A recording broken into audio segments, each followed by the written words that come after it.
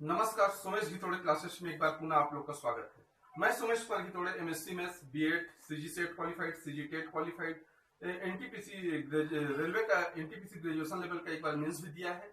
CGPSC mains 5 बार दिया है और सीजीपीएससी 2019 मेंस के लिए भी क्वालिफाई हुआ हूँ। अभी सीजी व्यापम के जरिए स्कूल एजुकेशन डिपार्टमेंट में लेक्चरर मेथ्स के पोस्ट पर मेरा सिलेक्शन हुआ है और अभी वर्तमान में मैं हायर एजुकेशन डिपार्टमेंट में गवर्नमेंट कॉलेज में सीजी व्यापम के जरिए लैब टेक्नीशियन के पोस्ट पर पोस्टेड हूँ। इस प्रकार कुछ प्रतियोगी परीक्षाओं का मुझे अनुभव है, जिसके आधार पर मैंने यह वीडियो बनाने का प्रयास किया है। आशा करता हूँ कि वीडियो आपको मार्गदर्शन प्रदान करेगा। साथ ही साथ मैंने छत्तीसगढ़ के अलग अलग टॉपिक पर बहुत सारे वीडियो अपलोड किए हुए हैं, जिसका लिंक मैंने डिस्क्रिप्शन बॉक्स पर दिया है। आप वहां से उनको देख सकते हैं और पसंद आए तो जरूर लाइक कीजिए, शेयर कीजिए और सब्सक्राइब करना ना भूलें। साथ ही साथ कमेंट करके भी मुझे बताइए कि वीडियो आपको कैसा लगा। और मैंने डेली करंट अफेयर्स और नोट्स के लिए टेलीग्राम चैनल भी ओपन किया है, उसका भी लिंक मैंने डिस्क्रिप्शन बॉक्स पर दिया है। यह वीडियो लेक्चर पूरी तरह से प्रतियोगी परीक्षा पर आधारित है और पूर्णतः निःशुल्क है। आप मेरे चैनल पर जैसे मेरे चैनल खोलेंगे वहां पर लाल अक्षर में सब्सक्राइब लिखा होगा, उसको आप क्लिक करना है और बगल में उसका बेल आइकन के एक घंटी रहेगा, उसको भी क्लिक करेंगे तो जितना भी मैं वीडियो बनाऊंगा उसका नोटिफिकेशन आप तक पहुंच जाएगा। और यह पूर्णतः बिल्कुल निःशुल्क है, इसको आप बिल्कुल याद रखेंगे। इसमें किसी प्रकार का कोई शुल्क नहीं है, तो जितना से जितना हो सके आप शेयर करने का प्रयास कीजिए इसे। चलिए आज के वीडियो लेक्चर हम प्रारंभ करते हैं, जो कि पंचायती राज से संबंधित है। और पंचायती राज में आप हम देखेंगे जो पंचायती राज के अलग अलग जो क्षेत्र हैं, ग्राम पंचायत, जनपद पंचायत और जिला पंचायत, इसमें जो स्थायी समितियां होती है उस पर हम चर्चा करेंगे आज के इस वीडियो लेक्चर में। और इनसे संबंधित प्रश्न परीक्षा में भी पूछे जाते हैं, चाहे वो सीजी व्यापम हो, सीजीपीएससी प्री मेंस, चाहे आपका एसीएफ या फिर एसआई एग्जाम है। छत्तीसगढ़ के जितने भी लोकल एग्जाम है सभी से में छत्तीसगढ़ से संबंधित प्रश्न इस टॉपिक से आते हैं। चलिए आज का वीडियो लेक्चर प्रारंभ करते हैं। पंचायत की स्थायी समितियां, हम देखते हैं कि पंचायत की स्थायी समितियां में ग्राम पंचायत, जनपद पंचायत और जिला पंचायत 3 है। तो ग्राम पंचायत में कौन कौन सी स्थायी समितियां हैं, इस पर हम एक नजर डालते हैं। सबसे पहले ग्राम पंचायत में जो समितियां हैं उसको धारा 46 में इसका उल्लेख किया गया है। याद रखेंगे जो छत्तीसगढ़ पंचायती राज अधिनियम है उसकी धारा 46 के अंतर्गत समितियों के बारे में जिक्र किया गया है। यहाँ मुख्य रूप से 5 समितियां हैं, याद रखेंगे। सामान्य प्रशासन समिति, शिक्षा स्वास्थ्य तथा समाज कल्याण समिति, निर्माण एवं विकास समिति, कृषि पशुपालन मत्स्य पालन समिति और राजस्व एवं वन समिति। तो ये 5 समितियां हैं। इस समिति के नाम भी आपको याद रखना है और ये अधिकतम 3 से लेकर 5 तक हो सकती है। यदि इनको जरूरत महसूस होती है तो वो और समिति का गठन कलेक्टर की अनुमति से कर सकते हैं। अब देखते हैं एक एक समिति के बारे में। सामान्य प्रशासन समिति और उसका कार्य क्षेत्र क्या है और कौन कौन से विषय उस समिति के अंतर्गत आते हैं, यह भी प्रश्न में पूछा जाता है। सामान्य प्रशासन समिति जिसका अध्यक्ष सरपंच होता है, यदि ग्राम पंचायत की बात करें तो सरपंच उसका अध्यक्ष होता है। अध्यक्ष को हम वहां सभापति के नाम से जानते हैं, याद रखेंगे सभापति।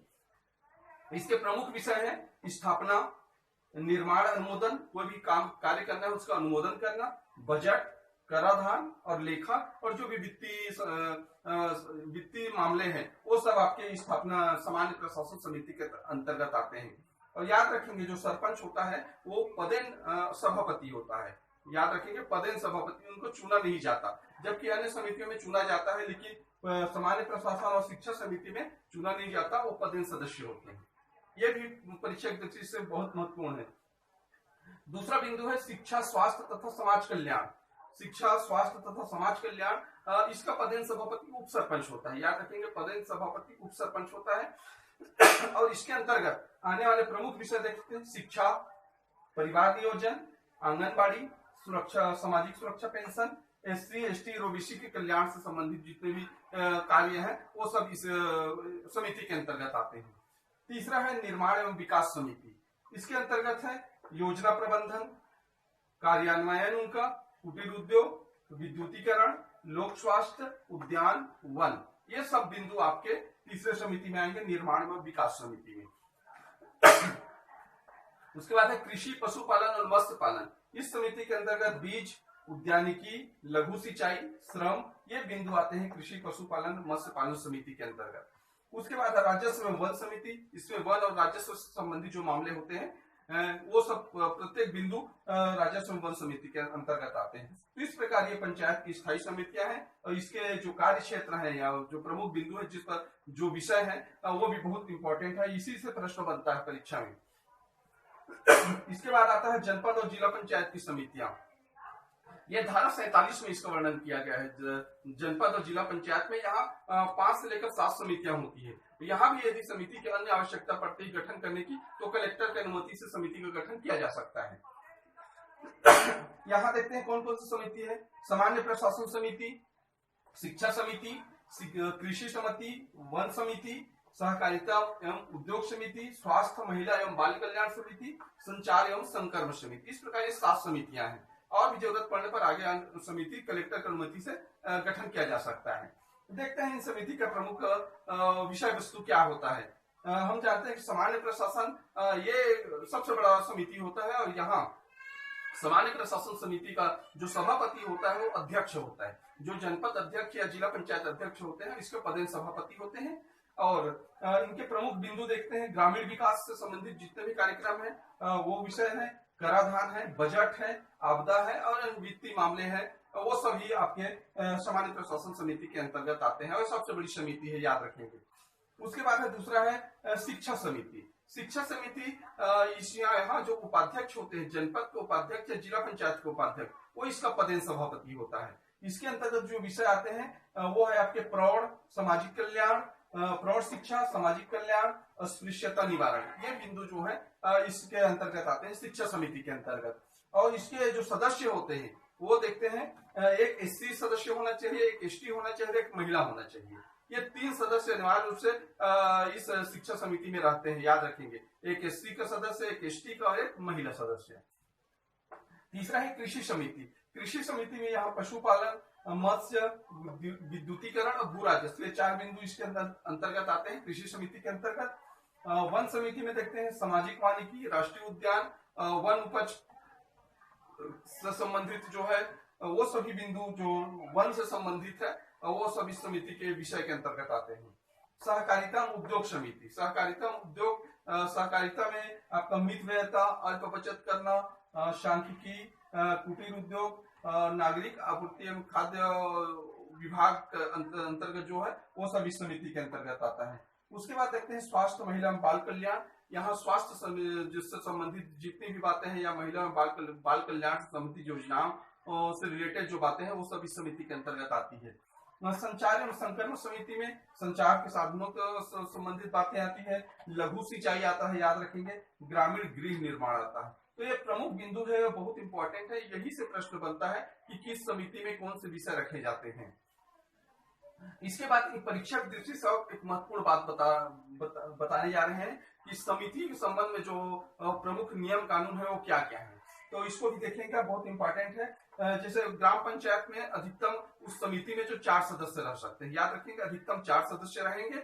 जबकि जनपद या जिला पंचायत में वो 5 से लेकर 10 तक सदस्य संख्या हो सकती है। 5 से लेकर 10 तक सदस्य संख्या हो सकती है। और यहाँ जो सभापति है वो प्रत्येक समिति का एक सभापति होगा, याद रखेंगे। प्रत्येक समिति का एक सभापति होना अनिवार्य है। जबकि जो सामान्य प्रशासन समिति है और शिक्षा समिति है, ये 2 समिति पदेन सभापति रहते हैं इसके सदस्य, जबकि अन्य में चुना जाता है, उन्हीं जो सदस्य रहते हैं उन्हीं में से। जबकि सामान्य प्रशासन में अध्यक्ष, सरपंच, और जबकि शिक्षा में उप सरपंच या उपाध्यक्ष उसका पदेन सभापति होता है। उसके बाद इन जो भी जितने भी समितियां हैं, इन समितियों के जो विशेषज्ञ रहते हैं क्षेत्र के, उनमें से 2 लोगों को इस समिति में, पंचायत में 2 लोगों को शामिल किया जाता है, जबकि जनपद और जिला में 3 लोगों को उस समिति में रखा जाता है। लेकिन उनको मत देने का अधिकार नहीं है, केवल उनको मनोनीत किया जाता है, नामांकन किया जाता है उनका, लेकिन मत देने का अधिकार उनको नहीं रहता है। उसके बाद है इस समिति का, जितने भी समितियां हैं, इस समिति का प्रत्येक महीना एक बैठक होना अनिवार्य है। इसको भी आप याद रखेंगे, प्रत्येक महीना एक बैठक अनिवार्य है। और जरूरत पड़ने पर यदि आधे से अधिक सदस्य लोग समिति के कहते हैं सभापति को कि आप बैठक बुलाएं, तो भी उनको बैठक बुलाना पड़ता है। तो इस प्रकार ये समिति का बैठक से संबंधित। उसके बाद है सरपंच, उप सरपंच, अध्यक्ष, उपाध्यक्ष। ये अन्य समिति के सदस्य नहीं बनते, याद रखेंगे। ये अपने अपने समिति के, जैसे सामान्य सभा प्रशासन समिति में सरपंच और अध्यक्ष रहते हैं, जबकि शिक्षा में उपाध्यक्ष या होते हैं या उप सरपंच होते हैं। तो ये इन समिति को छोड़कर अन्य समिति के मेंबर नहीं बनते हैं। इसको भी आप बिल्कुल याद रखेंगे। पंच है अधिकतम 2 समिति का सदस्य बन सकता है, जबकि जनपद सदस्य अधिकतम 3 समिति का सदस्य बन सकता है। ये बिंदु भी बहुत इंपॉर्टेंट है। विधायक जो पदेन सदस्य होता है सभी समिति का, जो जनपद पंचायत के अंतर्गत जो विधायक आते हैं और वो विधायक जनपद पंचायत की जितनी भी समितियां हैं उन सभी समितियों का पदेन सदस्य होता है। जबकि जो सांसद है वो जिला पंचायत के में अपनी पसंद के 2 समितियों का सदस्य हो सकता है। याद रखेंगे, वो सब समिति के सदस्य नहीं होता, अपनी पसंद के केवल 2 समिति का वो सदस्य बनेगा। सामान्य और शिक्षा समिति का सभापति त्याग पत्र नहीं दे सकता। ये बहुत महत्वपूर्ण बिंदु है, क्योंकि वो पदेन सदस्य होते हैं। जबकि अन्य सभापति है वो अध्यक्ष को अपना त्याग पत्र दे सकते हैं, लेकिन जो सामान्य और शिक्षा समिति है ये पदेन होता है, इनको त्याग पत्र देने का अधिकार नहीं है, क्योंकि वो पदेन सदस्य होते हैं। उसके बाद सहयोजित जो सदस्य हैं, जो विषय विशेषज्ञ के रूप में रखे जाते हैं, उनको सभापति नहीं बनाया जा सकता। याद रखेंगे इस बिंदु को। जो निर्वाचित जनप्रतिनिधि है केवल वही सभापति बनेगा, जो विषय विशेषज्ञ शामिल होंगे उनको सभापति नहीं बनाया जा सकता। उसके बाद सदस्य यदि कोई पद रिक्त हो गया उस समिति में तो 1 माह के अंदर उसका निर्वाचन करना पड़ता है और शामिल किया जाता है, मनोनीत किया जाता है। और ये जो समिति की बैठक होती है, उस समिति की बैठक में आम जनता को प्रवेश नहीं दिया जाता। केवल निर्वाचित और मनोनीत जो सदस्य होते हैं केवल उन्हीं लोग उस समिति में की बैठक में भाग लेते हैं। उस पंचायत के सचिव रहते हैं और जिला और जनपद पंचायत के मामले में मुख्य कार्यपालन अधिकारी सचिव के रूप में उनका कार्य का निर्वहन करते हैं। तो इस प्रकार जो पंचायत की स्थायी समितियों के संबंध में एक छोटा सा वीडियो लेक्चर था, जो कि प्रतियोगी परीक्षा की दृष्टि से बनाया गया है, और इसमें उन सभी बिंदुओं को समावेश करने का प्रयास किया गया है जो कि आपको बहुत कम समय में अच्छा नोट्स के रूप में आपका काम आ सके। तो इसका एक स्क्रीनशॉट आप अवश्य ले लीजिएगा। नेक्स्ट वीडियो में आपसे फिर मिलेंगे, तब तक के लिए नमस्कार।